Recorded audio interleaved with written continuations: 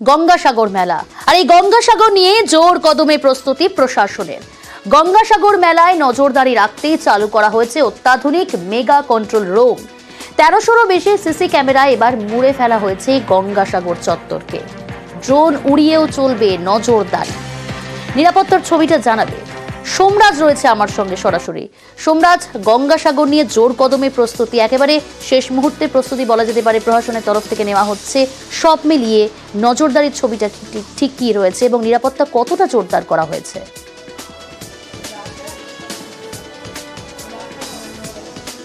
দেখো, আগামী ৮ই জানুয়ারি থেকে ১৭ই জানুয়ারি পর্যন্ত চলবে এই গঙ্গাসাগর মেলা। এই গঙ্গাসাগর মেলাকে কেন্দ্র করে প্রতি বছরই লক্ষাধিক পুণ্যার্থীর সমাগম হয়।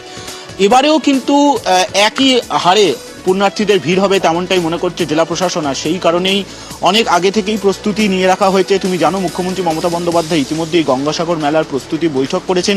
সেই প্রস্তুতি বৈঠক থেকে বেশ কিছু গুরুত্বপূর্ণ নির্দেশও দিয়েছেন এবং সিদ্ধান্তের কথাও জানিয়েছেন। পুণ্যার্থীদের হাতে এবার কিউআর কোড সম্বলিত একটি করে ট্যাগ থাকবে, যেখানে স্ক্যান করে তিনি যে কোনো তথ্য জানতে পারবেন। পাশাপাশি এবারের এই মেলাকে কেন্দ্র করে বেশ কিছু নিরাপত্তামূলক ব্যবস্থা নেওয়া হয়েছে। প্রথমত ১২,০০০-এরও বেশি পুলিশ মোতায়েন থাকবে। তার সঙ্গে ১৩০০-টিরও বেশি সিসিটিভির মাধ্যমে গোটা মেলা চত্বরে নজরদারি রাখা থাকবে। এবং শুধু তাই নয়, মেলাকে কেন্দ্র করে প্রত্যেক বছরই যেমন মেগা কন্ট্রোল রুম চালু করা হয়, এবারও মেগা কন্ট্রোল রুম চালু করা হচ্ছে। এই মেগা কন্ট্রোল রুম থেকে লট 8 কচুবেড়িয়া ঘাট থেকে শুরু করে মেলা প্রাঙ্গণ এবং মন্দির প্রাঙ্গণ গোটাটাই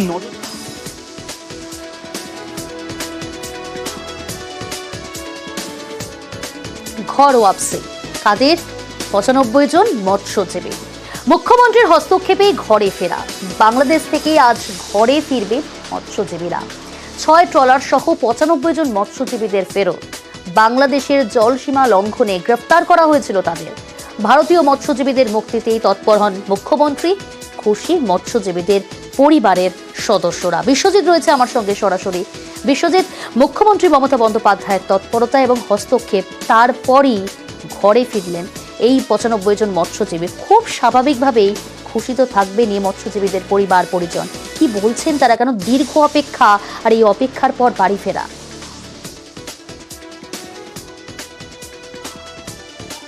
হ্যাঁ দেখো, তোমাকে প্রথমেই জানিয়ে রাখি, এই মুহূর্তে মৎস্যজীবী সংগঠন সূত্রে যেটা খবর আসছে যে আজকের বিকাল নাগাদ কিন্তু যে ভারত এবং বাংলাদেশ জলসীমান্তে যে মৎস্যজীবীদের আদান প্রদান, সেটা কিন্তু সেই প্রক্রিয়া কিন্তু শেষ হয়ে গিয়েছে।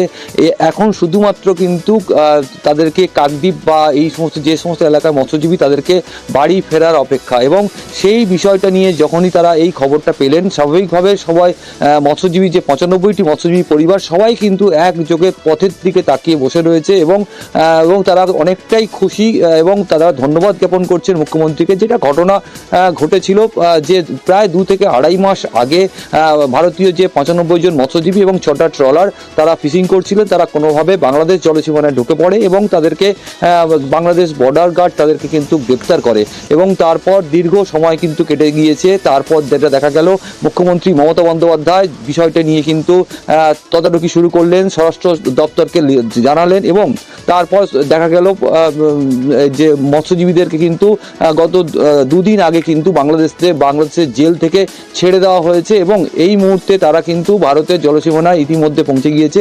তার পাশাপাশি ভারতের যে আটক 90 জন মৎস্যজীবী, তাদেরকেও কিন্তু ভারতীয় যে উপকূলরক্ষী বাহিনী, তারা কিন্তু ইতিমধ্যেই বাংলাদেশ বর্ডার গার্ডের হাতে কিন্তু তুলে দিয়েছে।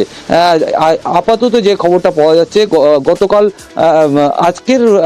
আজকের প্রায় আসতে সময় লাগবে 12 থেকে 14 ঘন্টারও বেশি সময় লাগবে। এবং যেটা মনে করা হচ্ছে, আগামীকাল 10টা থেকে 11টার মধ্যে যে ভারতীয় যে মৎস্যজীবী যাদের বাড়ি কাকদ্বীপ, নামখানা বিভিন্ন এলাকায়, তাদেরকে কিন্তু গঙ্গাসাগরে তোলা হবে এবং মুখ্যমন্ত্রী যেহেতু গঙ্গাসাগরে আসছেন এবং তাদের সঙ্গে সরাসরি দেখা করবেন এবং তারপর তাদের পরিবারের হাতে এই সমস্ত মৎস্যজীবীদেরকে কিন্তু তুলে দেওয়া হবে, এমনটাই কিন্তু খবর পাওয়া যাচ্ছে।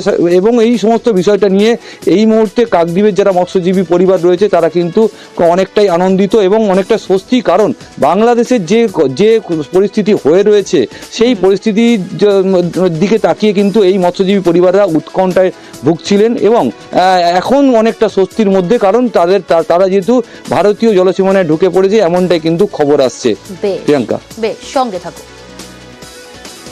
সকালবেলা খবর হচ্ছে আমাদের বাড়ির লোক ফিরছে বা আমরা ওদের আসার অপেক্ষা এখন পর্যন্ত আমরা আসছি।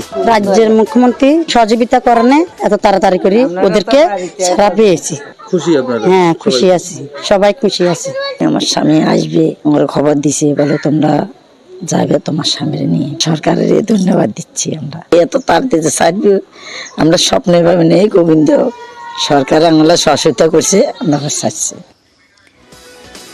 আমি আবারও কথা বলবো, আমার সঙ্গে রয়েছে বিশ্বজিৎ। আরো একবার জানার চেষ্টা করব যে এই 95 জন মৎস্যজীবী তারা কখন এসে পৌঁছবেন?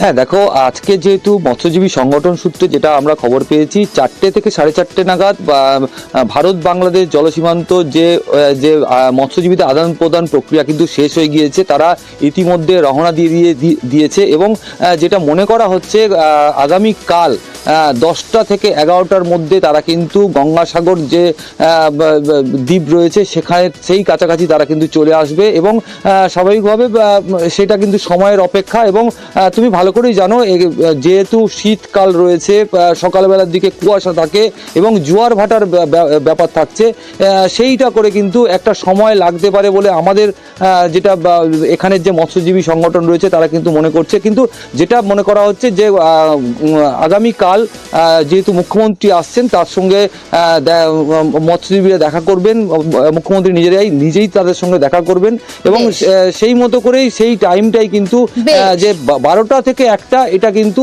সেই সময়টাই কিন্তু পাওয়া যাচ্ছে আপাতত। আচ্ছা, বেশ। গত 17ই ডিসেম্বর মুখ্যমন্ত্রী মমতা বন্দ্যোপাধ্যায় এই 95 জন মৎস্যজীবীকে ফেরত আনার জন্য তৎপর হয়েছিলেন। কি বলেছিলেন সেদিন শুনুন। 95 জন যে বাংলাদেশের জেলে আছে সেটা আমরা জানতে পারি। তার কারণ হচ্ছে আমাদের যেহেতু ওই কার্ডটার মধ্যে ট্র্যাক করা যায়। তুমি বলে দিও পরিবারকে ফিরে আসবে। এটা আমি নন্দিনীকে বলবো টু টেক ইনিশিয়েটিভ ইমিডিয়েট।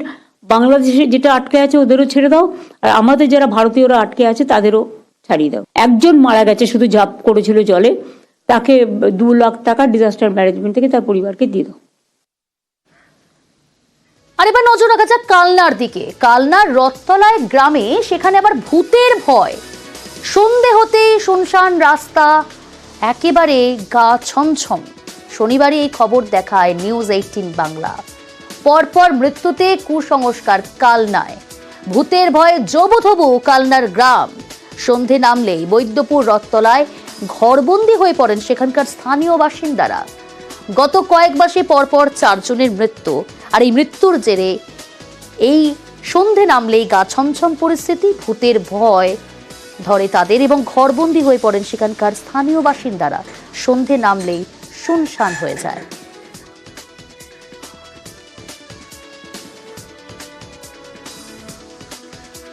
রবিবারে আসরে নামে বিজ্ঞান মঞ্চ। ইচ্ছাকৃতভাবেই আতঙ্ক ছড়ানো হচ্ছে বলে দাবি করা হচ্ছে বিজ্ঞান মঞ্চের তরফ থেকে।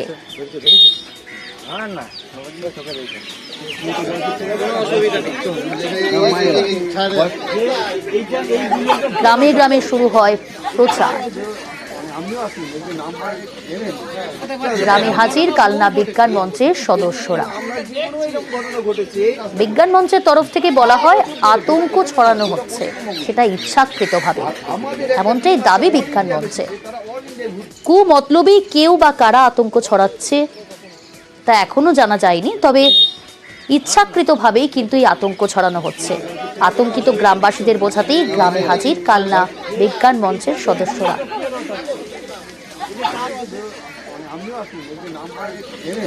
নবকুমার রয়েছে প্রতিনিধি। নবকুমার, বিজ্ঞান মঞ্চ তো ময়দানে নামলো, আদবে কি কোনো কাজ হলো?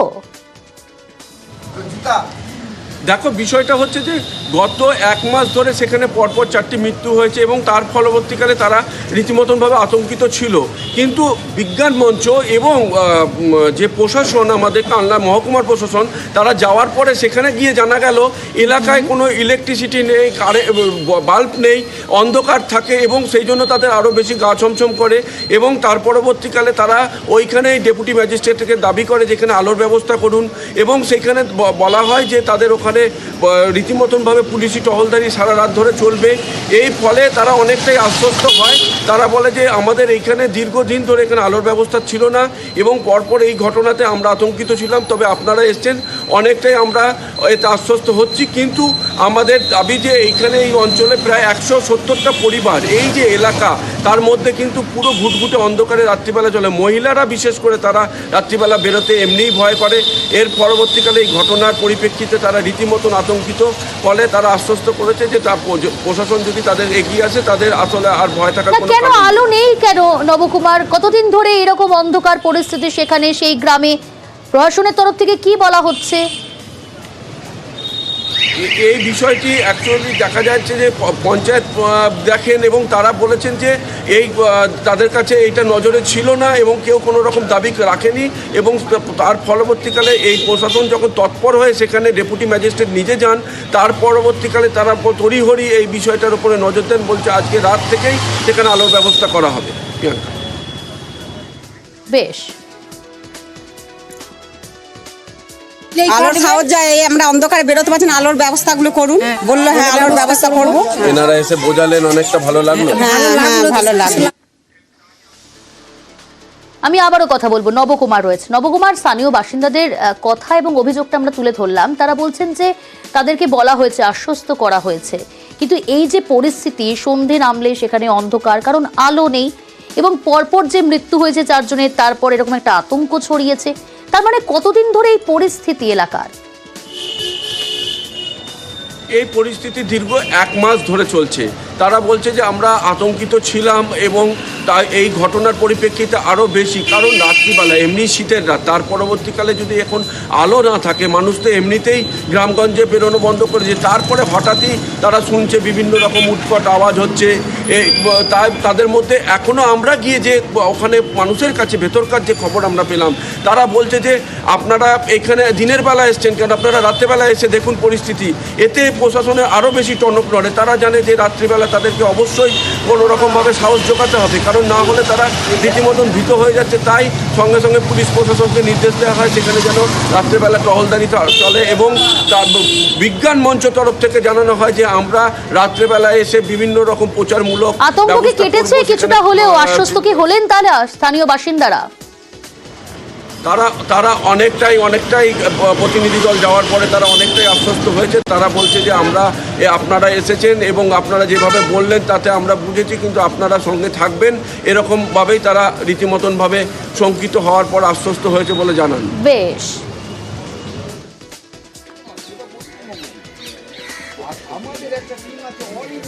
মানুষকে আশ্বস্ত করা যে ভৌতিক ব্যবস্থা নয়, ওটা ব্যাপারটা হচ্ছে দুর্ঘটনা ঘটেছে এবং সেখান থেকে আতঙ্কটা হয়েছে। কম সময়ে 4টে মৃত্যু এদের মধ্যে একটা ভয় পরিবেশ তৈরি করেছে, এবং যখনই ভয় হয় তার মধ্যে ভূতটা জড়িয়ে যায়, যেটা হয়েছে এটা আতঙ্ক থেকেই হয়েছে, ভৌতিক কোনো ঘটনা নয়। এখানকার পুলিশ প্রশাসন আছে, তারাও বলেন আমরা রাত্রে পেট্রোলিং করব সরজমিনে তদন্ত করার জন্য এবং লোকাল মানুষজনের সাথে কথা বলার জন্য।